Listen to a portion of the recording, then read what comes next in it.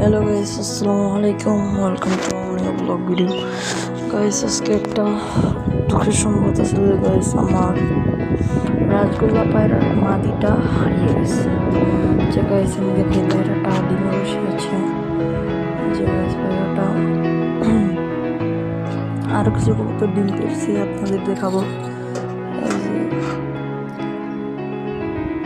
একটা দেশি কবুতর আর একটা রাজগোল্লা কবুতর ডিম পেড়েছে।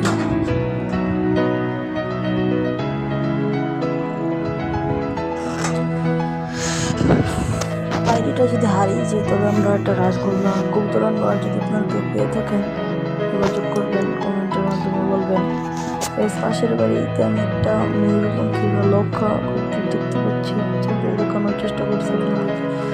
জানি না দেখা যাচ্ছে কিনা ক্যামেরায়। আচ্ছা, দেখতে থাকুন, আমি কাছে গিয়ে দেখানোর চেষ্টা করি। অনেক রোদ, ক্যামেরায় নাও আসতে পারে। ভিডিও শেষে আমি কবুতরটা একটা ভিডিও দিব। যদি আপনারা কেউ পেয়ে থাকেন দয়া করে দিয়ে যাবেন।